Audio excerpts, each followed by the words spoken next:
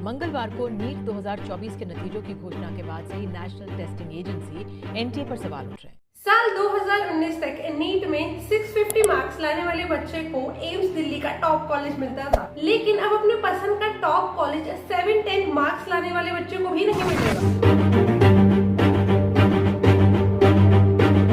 इस साल की नीट रिजल्ट ने पूरे इंडिया को शॉक कर दिया है। इस बार 720 में से 720 लाने वाले बच्चे यानी कि रैंक होल्डर कोई 1 या 2 या 10 बच्चे नहीं है, ये है पूरे 67 बच्चे जिन्होंने रैंक 1 हासिल की है। ये बच्चों की इंटेलिजेंस है या एनटीए का कोई स्कैम? नीट का रिजल्ट जो कि 14 जून को आना था, वो इलेक्शन के रिजल्ट के साथ साथ ही 4 जून को आ गया। इस बार कई छात्रों के 718 और 719 नंबर आ रहे हैं। 720 का पेपर होता है। जानकारों का कहना है कि मुमकिन नहीं है। Hello and welcome back to my channel guys.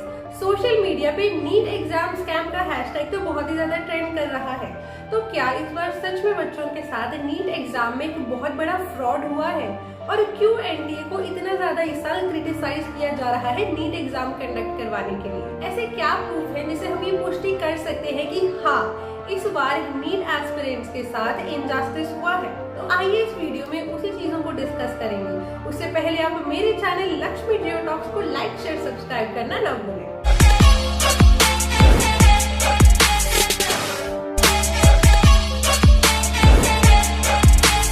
दोस्तों, नीट का exam national eligibility cum entrance test हर साल एनटीए करवाता है, जो कि है नेशनल टेस्टिंग एजेंसी, जो कि गवर्नमेंट बॉडी है इस तरह के और कॉम्पिटिटिव एग्जाम्स कंडक्ट करवाने के लिए। एनटीए को नीट का एग्जाम कंडक्ट करवाने की जिम्मेदारी हाल फिलहाल में कुछ सालों पहले दी गई थी। उससे पहले नीट का एग्जाम जो था वो सीबीएसई कंडक्ट करवाता था। ये वही बोर्ड है जिसने हमारे 10th एंड 12th के बोर्ड को कंडक्ट करवाया है। लेकिन सीबीएसई पे काफी सारी रिस्पॉन्सिबिलिटी होने के साथ एग्जाम में काफी सारी मिसमैनेजमेंट देखी गई, तो इसीलिए ये जिम्मेदारी उठाने के लिए एक नई जो है वो ऑर्गेनाइजेशन बनाई गई, नेशनल टेस्टिंग एजेंसी। लेकिन इस साल का जो नीट एग्जाम है उससे बहुत सारे इवन मैक्सिमम बच्चे नाखुश हैं, बिकॉज इस साल का जो नीट का रिजल्ट आया वो बहुत ही ज्यादा अजीब है। अजीब इन द सेंस कि भाई उसमें 67 स्टूडेंट्स जो है उनकी रैंक 1 आई है। मतलब कैन यू बिलीव दिस? तो क्या ये चीज एक कोइंसिडेंस है या फिर ये एक प्लानिंग प्लॉटिंग है एनटीए की? देखिए, ऐसी कई सारी बातें हैं जो ये प्रूव करती हैं कि इस बार जो है वो स्टूडेंट्स के साथ इनजस्टिस हुआ है। एनटीए की एग्जाम कंडक्ट करवाने में बहुत ही बड़ी धांधली सामने आई है। तो आइए इन चीजों को पॉइंट वाइज समझते हैं। तो आइए सबसे पहले हम शुरुआत से बात करते हैं, जो कि है रजिस्ट्रेशन। देखिए, 9 फरवरी को नीट की रजिस्ट्रेशन स्टार्ट हुई थी और बच्चों ने जो है वो अप्लाई किया था। लगभग 20 से 22 लाख बच्चे हर साल नीट का एग्जाम देते हैं और नीट की रजिस्ट्रेशन डेट को कुछ टाइम के लिए एक्सटेंड किया गया, जो था 16 मार्च तक। ओके, लेकिन उसके बाद भी इवन 9-10 अप्रैल को दोबारा से पोर्टल को रजिस्ट्रेशन के लिए खोल दिया गया, जबकि 5 मई को एग्जाम कंडक्ट होने थे। तो बिना किसी रीजन के एनटीए ने दोबारा पोर्टल को क्यों खोला रजिस्ट्रेशन के लिए?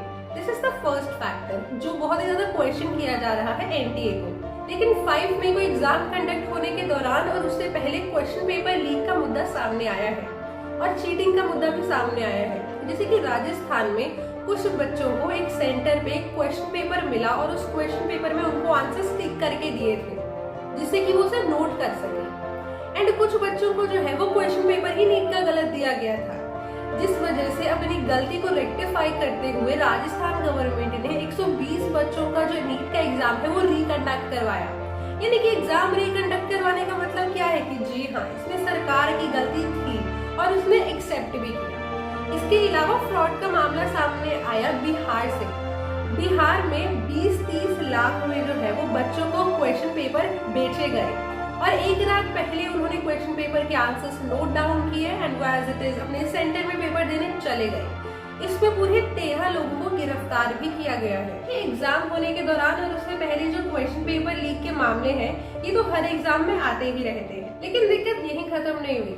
नीट का रिजल्ट जो है वो एक बहुत ज्यादा प्लान्ड तरीके से जो है वो बच्चों के सामने रिवील किया गया। इसमें नोट करने वाली बात है, जिस दिन रिजल्ट की डेट जो है वो रिलीज हुई, वैसे तो एनटीए ने अपनी गाइडलाइंस में ये बताया था कि जो नीट का रिजल्ट है वो 14 जून को आएगा। लेकिन इलेक्शंस के दौरान जिस समय इंडिया में लोकसभा इलेक्शन का रिजल्ट आया 4 जून को, उसी दिन जो है इन्होंने नीट का रिजल्ट भी बच्चों के सामने ले आए। तो ये बच्चों के लिए बहुत ही ज्यादा अनप्रेडिक्टेबल चीज चीज थी बिकॉज ऐसी कोई प्रायर गाइडलाइंस बच्चों को नहीं दी गई थी। एंड इसके पीछे अगर आप नोटिस करो तो एक चीज देखने वाली है। देखिए, जिस दिन इलेक्शन का रिजल्ट आया उस दिन पूरा जो सोशल मीडिया, न्यूज चैनल और सभी का ध्यान है वो इलेक्शन की तरफ डाइवर्ट होता है, कौन जीता, किसको कितनी सीट्स मिली। आफ्टर ऑल ये प्राइम मिनिस्टर को सिलेक्ट करने का एक इलेक्शन था, तो एनटीए ने सोचा कि इसी दौरान जो है वो नीट का रिजल्ट भी ओवरशैडो हो जाएगा, तो कोई ज्यादा इस पे ध्यान वगैरह देगा नहीं। हाँ, उनकी सोच के मुताबिक ऐसा कुछ दिन तक रहा भी, लेकिन जो हमारा सोशल मीडिया और स्टूडेंट्स है वो इतने डम नहीं है। नीट एग्जाम स्कैम के हैशटैग्स ट्रेंड करने लग गए ओवरनाइट। कुछ 2-3 दिन से इस पे जो है वो बहुत ही ओपनली डिबेट्स चल रही है, बच्चे उनके खिलाफ कंप्लेंट्स कर रहे हैं। देखिए, यूपीएससी जो आईएएस आईपीएस के एग्जाम्स कंडक्ट करवाता है, इलेक्शन होने की वजह से उसने भी प्रीलिम्स की डेट को जो है वो एक्सटेंड कर दिया, लेकिन एनटीए ने ऐसा नहीं किया। तो रिजल्ट आने के बाद जो ऑल इंडिया रैंक था, जैसे कि अगर हम पिछले साल बात करें तो पिछले साल 2 बच्चों को ऑल इंडिया रैंक 1 मिला था, एंड उससे भी पहले जो है वो ऑल इंडिया रैंक 4 बच्चों को मिला था। लेकिन भाई इस बार तो हद ही हो गई। ऐसी चीज एनटीए की हिस्ट्री में और इंडिया की हिस्ट्री में कभी हुई नहीं होगी। एक साथ पूरे 67 बच्चों को ऑल इंडिया रैंक 1 मिलता है। क्या बच्चे एक्सेप्शनली इतने इंटेलिजेंट हो गए, ये कोइंसिडेंस है या एक ये प्री प्लान्ड चीज है? तो जी हाँ, ये प्री प्लान्ड लगता है, बिकॉज जो ऑल इंडिया रैंक 1 होल्डर थे उनमें से 7 ऐसे बच्चे थे जिनका एक ही सेंटर था, जो कि था हरियाणा में। एंड इसके अलावा वो सभी 7 बच्चे जिनका एक कॉमन सेंटर था, लिस्ट में उनका कहीं सरनेम भी मेंशन नहीं है। तो क्या आपको ये चीज सिर्फ एक कोइंसिडेंस लगती है? नो।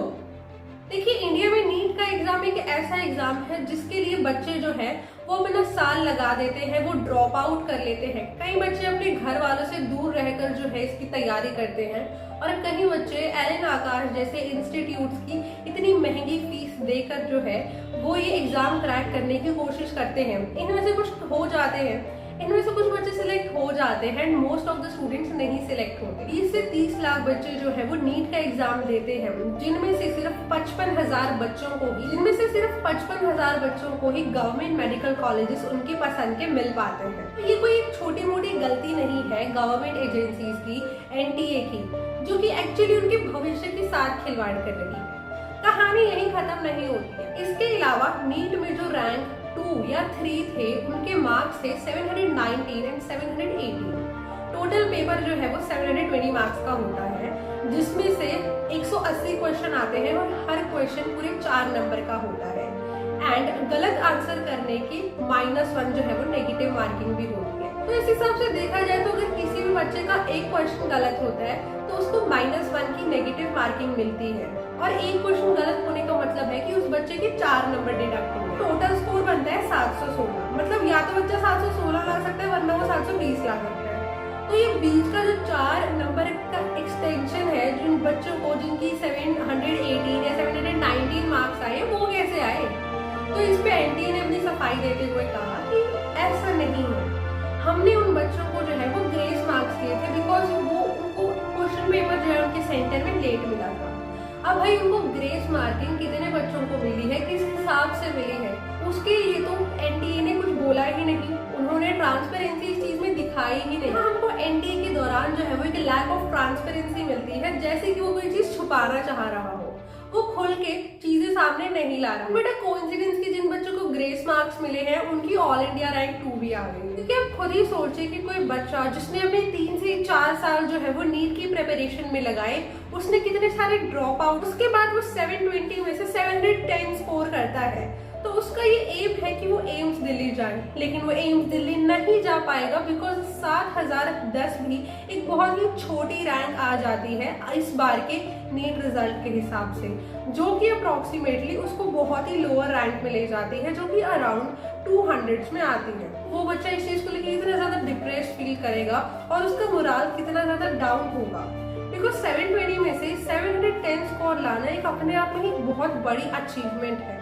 बट उसको इस अचीवमेंट की रिकॉग्निशन नहीं मिल पाएगी बिकॉज उसे अपने पसंद का टॉप कॉलेज ही नहीं मिला MBBS के। तो ये थे कई सारे वैलिड पॉइंट्स जो कि ये प्रूव करते हैं कि इस बार एनटीए में धांधली तो हुई है, लेकिन अब इसका रिजल्ट क्या होगा? बच्चे एनटीए को प्रेशराइज कर रहे हैं कि वो नीट का एग्जाम दोबारा कंडक्ट करवाए ताकि जिनके साथ अनफेयर या अनजस्टिस हुआ है वो दोबारा से ठीक हो पाए और इस बार एग्जाम का रिजल्ट जो है वो होपफुली सबके फेवर में आए। लेकिन इसमें एनडीए क्या टेक लेता है वो तो भाई देखना बनता है। क्या एनडीए दोबारा एग्जाम को रिकंडक्ट करवाएगा या जो अभी का रिजल्ट आया है उसी को ही आगे इस साल के नीट का बेस लेके चलेगा? इस पे आप व्यूअर्स की क्या राय है? अगर आप एक नीट एस्पिरेंट हैं, आपने नीट दे दिया है इस साल की या देने वाले हैं, तो आप इस पे क्या राय रखते हैं? और अगर आप पेरेंट हैं तो तभी भी आप अपनी राय मुझे नीचे कमेंट सेक्शन में बताइए।